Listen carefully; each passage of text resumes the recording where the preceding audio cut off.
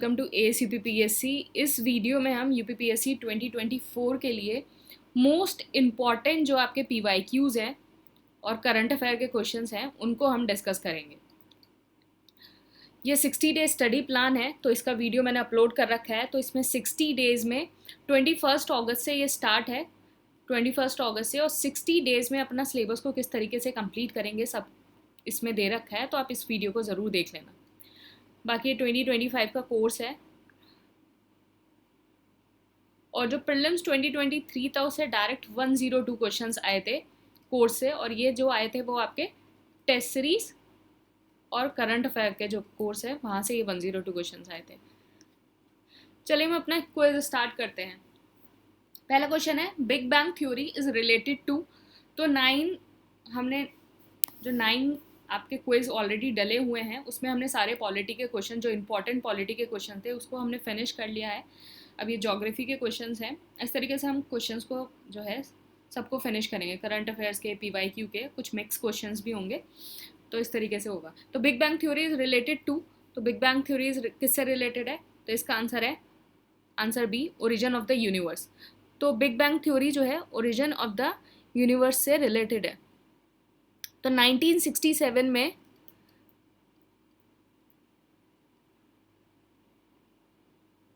जो थ्योरी है वो एक्सप्लेन करी थी रॉबर्ट वैगनर ने,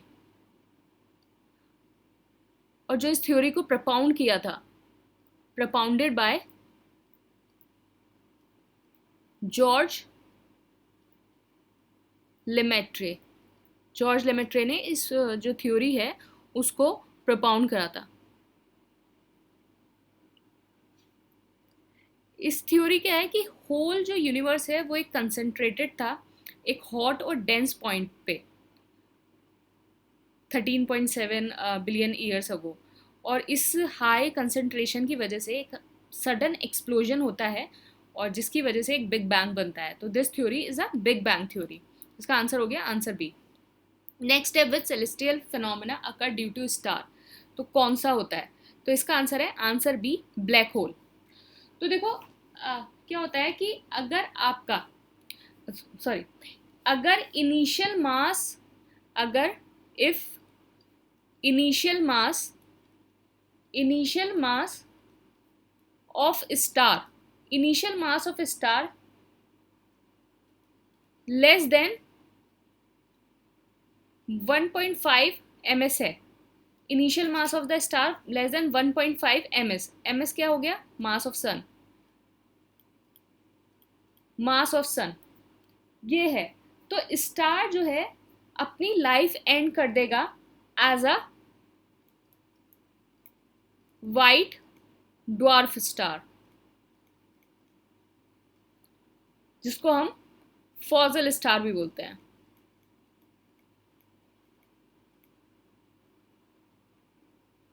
और इस जो 1.4 ms की जो लिमिट है, इसी लिमिट को हम चंद्रशेखर लिमिट बोलते हैं। चंद्रशेखर लिमिट। अगर मास ऑफ द स्टार अगर 1.5 ms से ज़्यादा है, अगर mass of star greater than 1.5 ms, ms का मतलब है मास ऑफ द सन, उससे ज़्यादा है, तो तब क्या बनेगा ये? तब बनेगा ये न्यूट्रॉन स्टार। और एक रोटेटिंग न्यूट्रॉन स्टार को क्या बोलते हैं? पल्सर। तो ये न्यूट्रॉन स्टार बनेगा। जब हमारा न्यूट्रॉन स्टार जो है कॉन्ट्रैक्ट करना शुरू कर देता है और उसका मास कॉन्ट्रैक्ट कर जाता है सिंगल पॉइंट पे with a very high density, तो मास कॉन्ट्रैक्ट प्लस हाई डेंसिटी, इसको ब्लैक होल कहते हैं। इस फिनोमेना को ब्लैक होल कहते हैं। तो ब्लैक होल क्या है? It does not allow anything to escape. Even the light due to which it can not be seen. तो जॉन विलर है, उसने ये propound किया था फिनोमेना, जो concept of the black hole. तो किसने propound किया था? जॉन विलर ने। तो जो 1.4 ms है, इसको याद रखना है। ms का मतलब हो गया मास ऑफ द सन। ये चंद्रशेखर लिमिट है, और ये चंद्रशेखर लिमिट है। तो चंद्रशेखर सुब्रमण्यम चंद्रशेखर जो इंडियन एस्ट्रोफिजिस्ट थे, उन्होंने ये चंद्रशेखर लिमिट को डिस्क्राइब किया था। और 1983 में चंद्रशेखर को नोबेल प्राइज मिला था इन फिजिक्स में for the work on the evolution of the star. और ये जॉन विलर जो है, उसने propound किया था concept of the black hole.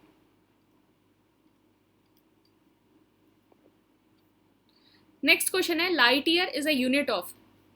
तो light year is a unit of, इसका आंसर है आंसर बी डिस्टेंस। तो light year is the distance which light can travel in a vacuum in 1 year. तो is a distance which light can travel, याद रखना, in vacuum in 1 year.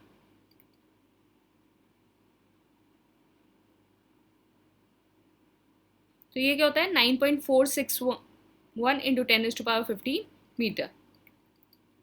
Metre में इतना होता है वो लाइट ईयर। इसका आंसर हो गया आंसर बी। नेक्स्ट है, which one of the following is not related to space terminology. तो इसमें से कौन सा स्पेस टर्मिनोलॉजी से रिलेटेड नहीं है? टेलीमेट्रिंग है, वेटलेसनेस है, सिसलूनर है, बाइट। बाइट नहीं है। तो बाइट क्या होता है? Byte is a group of a binary digit और bits operated as a unit in computer terminology. तो ये बाइट कंप्यूटर टर्मिनोलॉजी में यूज होता है।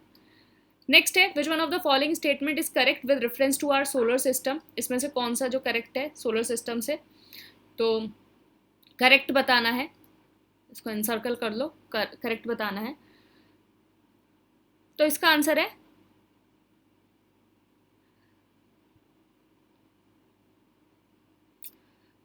बाकी देख लेते हैं। तो earth is the densest of all the planet in our solar system, बिल्कुल सही बात। The predominant element in the composition of the earth is silicon. ये गलत है, क्योंकि प्रीडोमिनेंट एलिमेंट कौन सा है?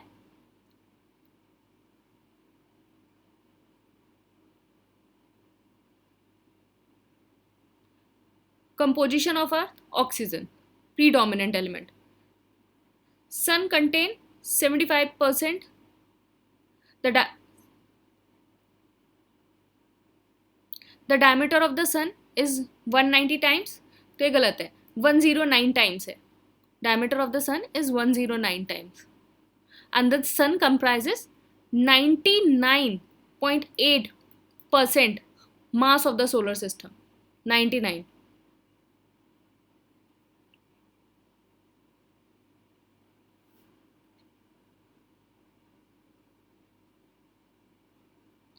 एलिमेंट जो है वो आयरन है, प्रीडोमिनेंट एलिमेंट।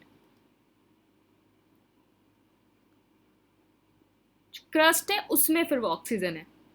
तो देखो यही है कि आपने ये क्वेश्चन करा, और इसके बाद आपके जितने भी सारे स्टेटमेंट हैं उसके भी आपको आंसर पता होने चाहिए, उसका भी आपको पता होना चाहिए कि तो इस तरीके से ही जो है आपको, जो आप जब क्वेश्चन करते हैं, जो डायरेक्टली इनडायरेक्टली आपके PYQs आते हैं, वो इसी तरीके से आते हैं। आपको बाकी सारी चीज़ों के भी आंसर पता होने चाहिए कि ये स्टेटमेंट ये गलत क्यों है। तो इस तरीके से अगर आप पेपर को सॉल्व करेंगे तो वो ज़्यादा अच्छा होगा, रादर देन कि आपने सिर्फ एक चीज़ देख ली कि क्या सही और क्या गलत है और आप उसको मार्क करते रहे।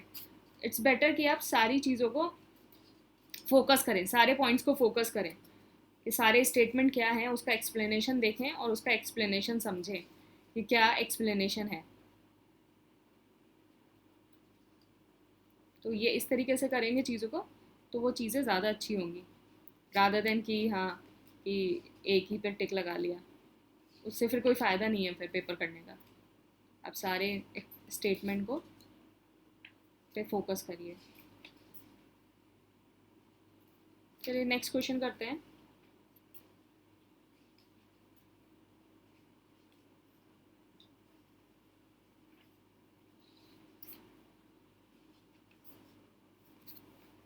नेक्स्ट क्वेश्चन है, solar energy is due to तो सोलर एनर्जी किसकी वजह से है?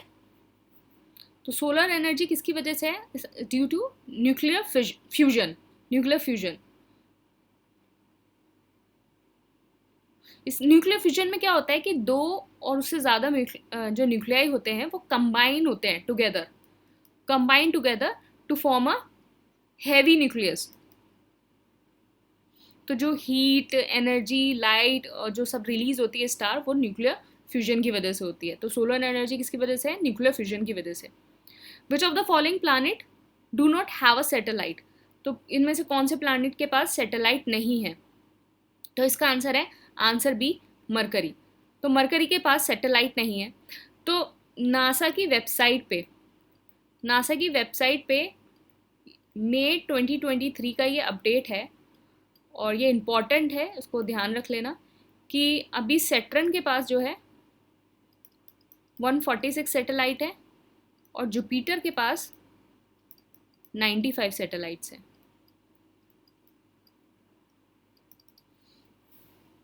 तो ये इसको ध्यान रखिएगा। नेक्स्ट है which one of the following is a morning star? तो इसका आंसर है आंसर बी, वीनस। तो Venus is called the morning star and a evening star as it is a brightest planet of all. और Venus को जो है morning star भी बोला जाता है, इवनिंग स्टार भी बोला जाता है, इसको ट्विन सिस्टर ऑफ अर्थ भी बोला जाता है, क्योंकि वीनस और अर्थ का same size, same mass and almost similar composition, तो इसलिए इसको बोला जाता है ट्विन सिस्टर। इसका हो गया आंसर बी। नेक्स्ट है time taken by a light emitted from the sun to reach the earth. तो ये सन है, इससे लाइट एमिट हुई, तो ये अर्थ पे जो है कितने टाइम में पहुंचेगी? तो इसका आंसर है आंसर सी, 8 मिनट्स। तो जो रेडिएशन निकलती है सन से, जिसको हम सनलाइट कहते हैं, ये आपका ईएम वेव्स से बनी हुई होती हैं। ईएम वेव्स मतलब इलेक्ट्रोमैग्नेटिक वेव्स होती हैं। और सनलाइट को कम से कम 8 मिनट 19 सेकंड लगते हैं सन से अर्थ तक पहुंचने में। और जो ये इलेक्ट्रोमैग्नेटिक एनर्जी वेव्स होती हैं ट्रेवल करती हैं कितनी स्पीड से? 18600 माइल्स पर सेकेंड। तो ये सबसे नियरेस्ट ऑप्शन था 8 मिनट, तो इस पे लगा दिया, वरना 8 मिनट्स 19 सेकेंड्स लगते हैं। नेक्स्ट क्वेश्चन है the earth axis of rotation, polar axis, is always inclined at an angle of. तो earth axis of rotation is always inclined at an angle of, इसका आंसर है answer D, 23.5 degree from the ecliptic axis. तो earth जो है rotate करता है about an imaginary line that passes through the north and south pole of the planet, north and south pole, and this line is called the axis of rotation। और axis of rotation जो incline करता है वो करता है 23 degree 0.5 from the elliptic axis। Next है the duration of its day and the tilt of its axis are almost identical to those of earth। this is true of जो आपका tilt है और ड्यूरेशन ऑफ द डे है वो almost identical है अर्थ के। ये किसके लिए है? इसका आंसर है आंसर डी, मार्स। देखो अर्थ और मार्स, ड्यूरेशन, अर्थ का ड्यूरेशन कितना है? ड्यूरेशन ऑफ द डे अर्थ का कितना है? 23 आवर्स 56 मिनट 23 सेकेंड्स। टिल्ट कितना है? 23 डिग्री 27 मिनट्स। मार्स का कितना है? 24 आवर्स 37 मिनट्स 23 सेकेंड्स। इसका टिल्ट कितना है? 25 डिग्री 12 मिनट। तो ये बराबर है ऑलमोस्ट अर्थ का मार्स से। तो इसका आंसर हो गया answer D. Nix and Hydra are the moons of. तो निक्स और हाइड्रा किसके मून से? तो इसका आंसर हो गया, आंसर ए प्लूटो। तो प्लूटो जो है dwarf planet of the solar system. Pluto is now not a planet. तो अब सिर्फ सोलर सिस्टम में 8 प्लैनेट्स हैं एंड इसके जो है 5 मून्स हैं। तो 5 मून्स कौन कौन से हैं? Charon, Styx, Nix, Kerberos and Hydra. These are the 5 moons of planet. तो ए आंसर हो गया।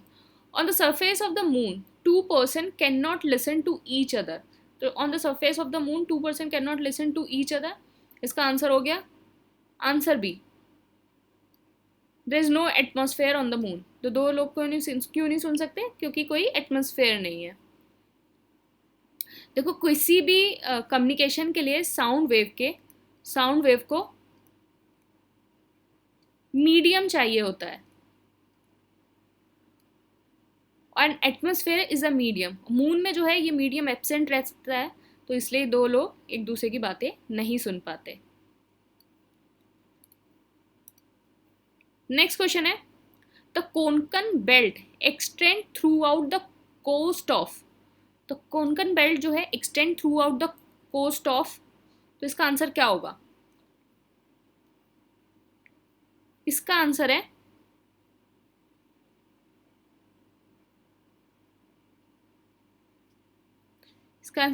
Answer B. Answer B Maharashtra,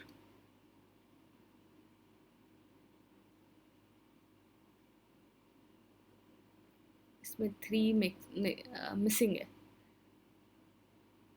Goa, चले मैं आपको दिखा देती हूँ कोंकण बेल्ट। तो आप यहाँ देख रहे हैं, तो ये कोंकण कोस्ट है। तो इसमें आपका महाराष्ट्र आ गया, गोवा आ गया और कर्नाटका। ये थर्ड कर्नाटका ही होगा यहाँ। तो महाराष्ट्र, गोवा, कर्नाटका।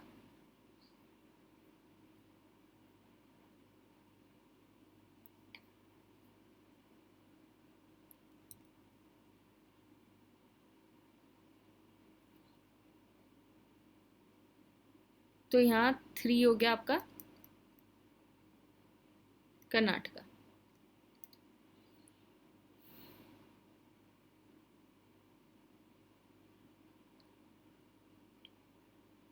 ठीक है, तो महाराष्ट्र, गोवा एंड कर्नाटका। इसका आंसर हो गया आंसर बी। नेक्स्ट है, the point of intersection of the equator and the prime meridian is located at. तो इंटरेक्शन ऑफ द इक्वेटर और जो प्राइम मेरिडियन होता है उसका इंटरेक्शन कहाँ लोकेटेड है? तो इसका आंसर है अटलांटिक ओशन में। तो equator 0 degree latitude and 0 degree longitude. तो ये कहाँ है? This is in Gulf of Guinea, Atlantic Ocean में। तो इसका आंसर ए हो गया। नेक्स्ट है, which path must be followed by a ship to move from one place to another in a least time. One place to another in a least time.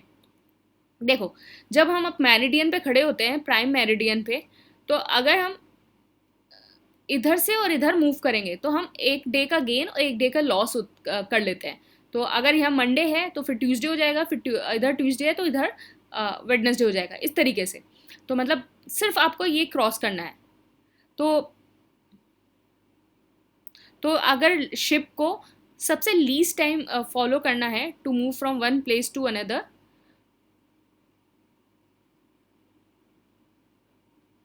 तो अगर मतलब prime meridian पे 180 degree पे अगर आप east to waste अगर move करेंगे तो एक दिन माइनस हो जाएगा। ईस्ट टू वेस्ट मूव करेंगे तो एक दिन माइनस हो जाएगा। तो ये आपका वेस्ट है, ये ईस्ट है। यहाँ से यहाँ मूव करेंगे तो आपका एक दिन माइनस हो जाएगा।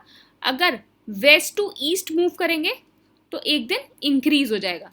तो अगर ईस्ट टू वेस्ट करेंगे तो ईस्ट में अगर मंडे है तो यहाँ संडे हो जाएगा, और अगर वेस्ट टू ईस्ट करेंगे तो यहाँ संडे है तो फिर यहाँ मंडे हो जाएगा। तो इस तरीके से। तो which path must be followed by ship to move from one place to another in a least time. तो ये हो गया आंसर सी, मेरिडियन। नेक्स्ट है when there is a mid day in Greenwich, local time of a place is 5 o'clock evening, at which of the following longitude that place will be located?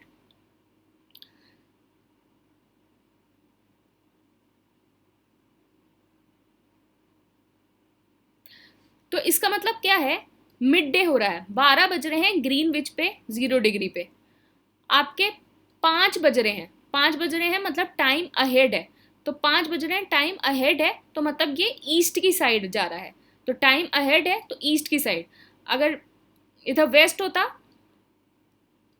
तो ये time back होता, तो लेकिन time ahead है तो मतलब east की side जा रहा है, तो हमें डायरेक्शन तो पता चल गया कि ईस्ट की साइड है ये, क्योंकि टाइम अहेड हो रहा है।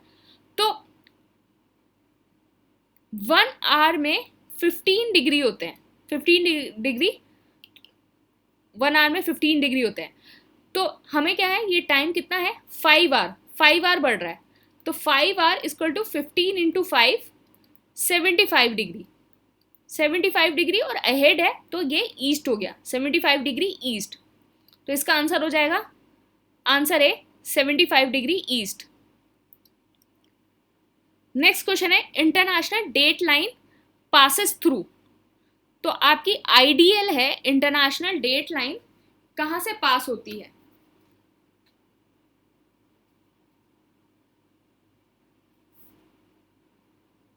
तो इंटरनेशनल डेट लाइन जो है पासेस थ्रू, इसका आंसर है आंसर सी, पैसिफिक ओशन। तो international date line is passes through the Pacific Ocean.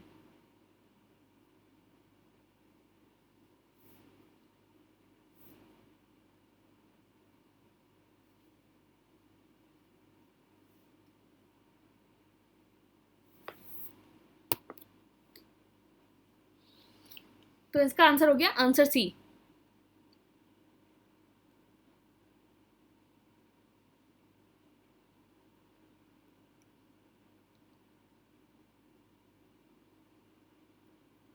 तो आपका ये पैसिफिक ओशन से पास होती है।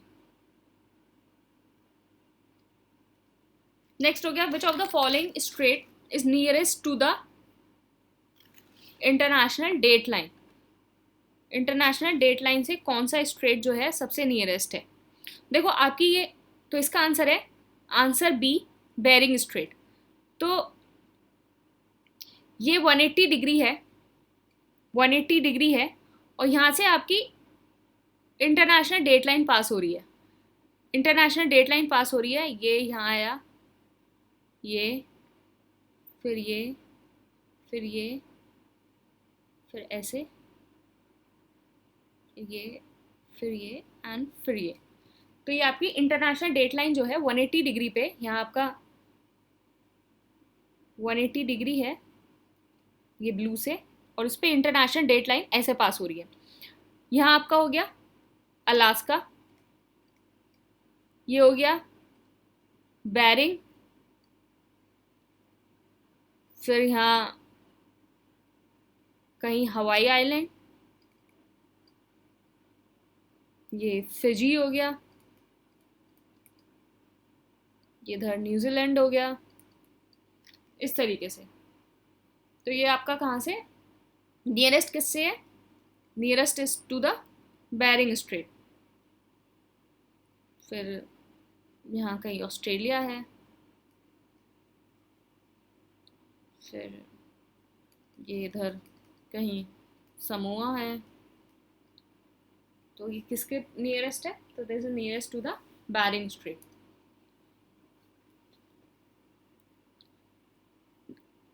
नेक्स्ट क्वेश्चन है डेटम लाइन, तो डेटम लाइन क्या है, तो इसका आंसर है answer A, is a horizontal line to the sea level from where height and depth are measure. तो ये हॉरिजॉन्टल लाइन है जहां से सारे एलिवेशन और डेप्थ जो है मेजर किए जाते हैं। नेक्स्ट क्वेश्चन है consider the following statement regarding the cropping pattern, it can be defined as a proportion of area under various crop at a point of time. ठीक है, it is a dynamic concept because it changes over space and time. अब देखो इसमें incorrect पूछा है तो इसको encircle कर लो कि इनकरेक्ट पूछा है, इनकरेक्ट बताना है. तो इसका जो आंसर है वो है डी, नाइदर वन और टू, क्योंकि दोनों स्टेटमेंट सही है. क्योंकि क्रॉपिंग पैटर्न एक डायनेमिक कंसेप्ट है and it changes over space and time, और इसका डिफाइन होता है as a proportion of area under various crop at a point of time.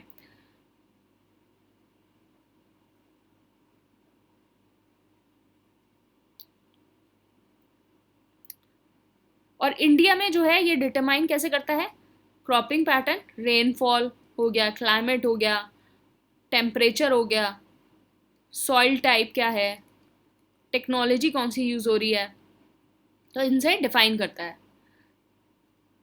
Next question है, with reference to Aadhaar enabled payment system consider the following. पहला, Aadhaar enabled payment system is a bank led model facilitating online interoperable financial transaction through Aadhaar authentication. It eliminates the need for OTPs, bank detail and other financial information. तो इसमें से कौन सा incorrect है? इसका answer है answer D, कोई भी इनकरेक्ट नहीं है. पहला वाला स्टेटमेंट सही है. जो आधार बेस्ड पेमेंट सिस्टम है वो बैंक लेड मॉडल है जो अलाउ करता है आधार लिंक, जो आधार लिंक बैंक अकाउंट होल्डर होते हैं, टू एक्सेस देयर अकाउंट. जो आधार लिंक जो है बैंक अकाउंट हो गए, आधार लिंक बैंक अकाउंट हो गए, to access their account through micro ATM operated by जो आपके बैंकिंग कॉरेस्पोंडेंट होते हैं, किराना स्टोर हो गया, पेट्रोल पंप हो गया. ये तो ये बैंक लेड मॉडल है facilitating online interoperable financial transaction through Aadhaar authentication. तो आधार लिंक बैंक अकाउंट का आप एक्सेस कर दे सकते हो अपने अकाउंट का थ्रू माइक्रो एटीएम. दूसरा, it eliminated the need for OTPs, bank detail and the financial information. तो ठीक है, ये भी सही है. आधार जो अनेबल्ड पेमेंट सिस्टम है वो OTP की रिक्वायर नहीं है ऑथेंटिकेशन के लिए, क्योंकि ये सोलली जो है रिलाई करता है आधार नंबर पे और बायोमेट्रिक वेरिफिकेशन पे, जो फिंगरप्रिंट हो गया, आईरिस स्कैन हो गया, to securely access to account. तो इसको सिर्फ दो चीज़ें चाहिए, आधार नंबर चाहिए और आपका बायोमेट्रिक वेरिफिकेशन चाहिए. देखो इस टाइप के क्वेश्चन होते हैं आपके 30 to 35 क्वेश्चन जो है वो कन्वेंशनल क्वेश्चन आएंगे, बिल्कुल आपके 1 लाइन फैक्चुअल क्वेश्चन आएंगे करंट अफेयर्स में. और जो 10 क्वेश्चन आएंगे वो आपके थोड़े analytical question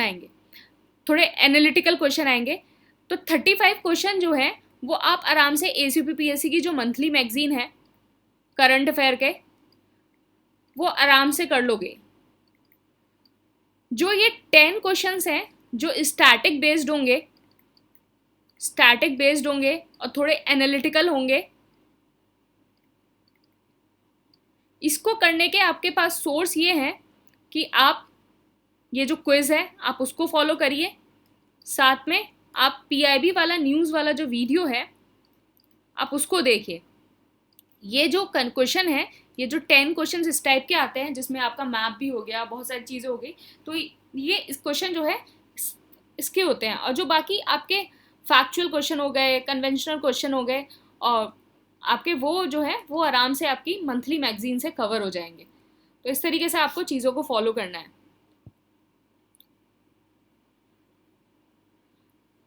लांचिया Saura painting which was recently in news belong to, तो इसका आंसर है आंसर सी, उड़ीसा. नेक्स्ट है, with reference to wetland consider the following. Wetland contain rich biodiversity due to edge effect. All wetland are protected under Ramsar convention. Amrit Dharohar is the initiative to protect the wetland. तो इसका answer क्या है? इसका answer है only 2.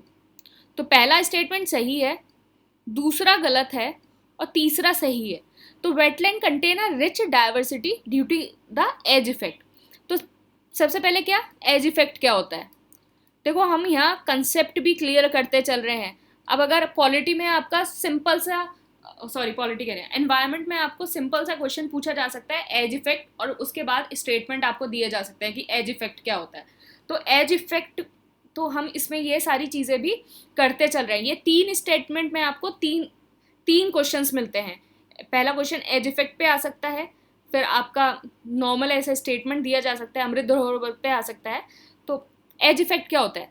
As effect एक ecological phenomena है that occur at the boundary और edge between the 2 different ecosystem. तो आपके ये 2 डिफरेंट इकोसिस्टम है, जैसे आपका लैंड हो गया और आपका ओशन हो गया, मरीन हो गया, तो उसके बीच का जो इकोसिस्टम है, तो ये एज इफेक्ट होता है। तो edge effect contain the rich biodiversity due to wetland due to the edge effect. तो यहाँ वेटलैंड आपको मार्शी एरिया में थोड़ा वेटलैंड मिलता है, तो ये एज इफेक्ट हो गया। All wetlands are protected under Ramsar.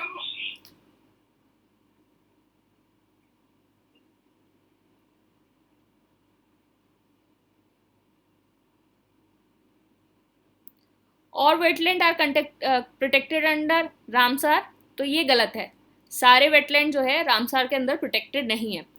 तीसरा, Amrit Dharohar is an initiative to protect wetland, तो ये सही है। अमृत धरोहर स्कीम जो है वो वेटलैंड को प्रोटेक्ट करने के लिए, तो इसका 1 and 3 स्टेटमेंट जो है वो सही है। नेक्स्ट क्वेश्चन हो गया, recently a supreme court appointed committee has declared 12 private resort along the Sigur elephant corridor illegal as this corridor is vital for the movement of elephant and other wildlife। जो Sigur wildlife elephant corridor है वो कहाँ located है? तो इसका answer है answer D, Nilgiri biosphere reserve. Next question है, consider the following statement about seismic zone of India. Seismic zone, पहला, zone 2 has the lowest probability of experiencing strong earthquake compared to other zone. Second, more than 80% of the landmass of India is prone to earthquake of the different intensity। तो इसमें से कौन सा incorrect है? कौन सा जो स्टेटमेंट है वो इनकरेक्ट है? तो इसका आंसर जो है, इसका आंसर है 2 ओनली। जो स्टेटमेंट 2 जो है वो सिर्फ इनकरेक्ट है, बाकी सही है। तो स्टेटमेंट 1 इनकरेक्ट, स्टेटमेंट 1 जो है सॉरी करेक्ट है। तो स्टेटमेंट 1 क्या कहता है? तो स्टेटमेंट 1 जो है zone 2 lowest probability of experiencing strong earthquake compare to other zone, बिल्कुल सही बात। दूसरा गलत है, क्योंकि consider the recorded history of the earthquake country में total approximately 59% of the land mass of India is prone to the earthquake। तो 59% of the land mass is prone to earthquake। ये स्टेटमेंट जो है सेकंड वाला गलत हो गया आपका। सेकंड वाला स्टेटमेंट गलत है।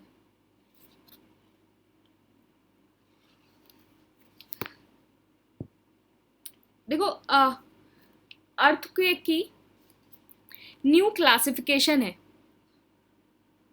और न्यू क्लासिफिकेशन के अंदर 4 सिस्मिक जोन है जो बेस्ड हैं आपके मॉडिफाइड मर्सेली इंटेंसिटी पे। तो mm स्केल पे जो है वो बेस्ड है। तो newly made seismic zone map जो है इंडिया का, उसमें जोन 1 को अबॉलिश कर दिया गया है। अब क्या है? Zone 2, zone 3 and zone 4 and zone 5। तो जोन 2 है वो सबसे लो इंटेंसिटी का है। जोन 2 सबसे लो इंटेंसिटी का है, उसकी इंटेंसिटी कितनी है? 6 और लेस। 46% ऑफ द कंट्री में ये पाया जाता है। फिर जो आपका जोन 3 है वो 7 है, जोन 4 8 इंटेंसिटी, और जोन 5 जो है 9 और मोर। तो ये मैक्सिमम है। ये कहाँ मिलता है आपको? जोन 9 नॉर्थ ईस्ट में हो गया, जम्मू कश्मीर हो गया, हिमाचल प्रदेश, उत्तराखंड, रन ऑफ कच्छ हो गया, और अंडमान एंड निकोबार हो गया। तो इस एरिया में जो है ये जोन आपका जोन 5 मिलता है। तो आपके क्या है? Zone 2, zone 3, zone 4 and zone 5। New आपका जो मर्सिली इंटेंसिटी स्केल है उसके अकॉर्डिंग जो है जोन 2 अबॉलिश हो चुका है, सॉरी जोन 1। नेक्स्ट है, the primary purpose of the sponge farming which was recently in news are, इसका आंसर है answer B, pharmaceutical and cosmetic application.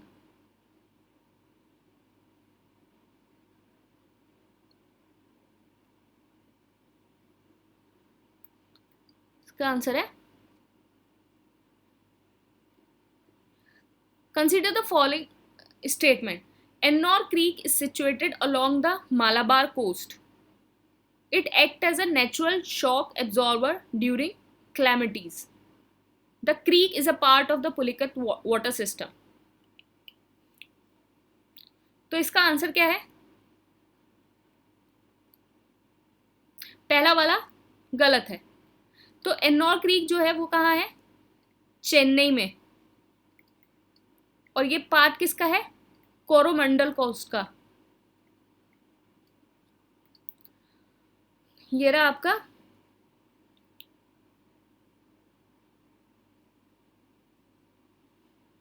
आपका कोरोमंडल कोस्ट। यहाँ आपका कहीं एन्नोर क्रीक है, कोरोमंडल कोस्ट। और this is a crucial buffer for the Araniar basin. The creek is a part of a Pulicat water system. ये सही है। तो एन्नोर क्रीक कहाँ है? Chennai, Coromandel coast. Next question हो गया, यहाँ आपके सारे न्यूक्लियर पावर प्लांट है। काकरापार, तारापार, नरोरा, काइगा।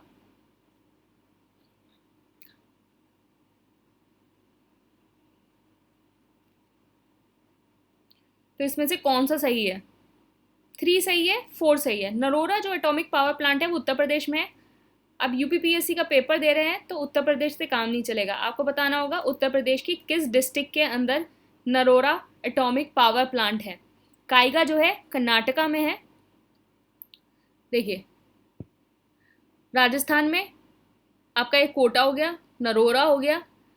फिर काकरापार जो है वो तापी गुजरात में है। काकरापार तापी गुजरात में। तारापुर महाराष्ट्र में, तारापुर महाराष्ट्र में। काइगा कर्नाटका। फिर कालापक्कम तमिलनाडु। कुडनकुलम तमिलनाडु। इसको ऐसे याद कर लेना, जहाँ जिसमें लास्ट में अम आ रहा है, अम कलापक्कम कुडंकुलम, तो वो तमिलनाडु में है। अम वाले तमिलनाडु में है।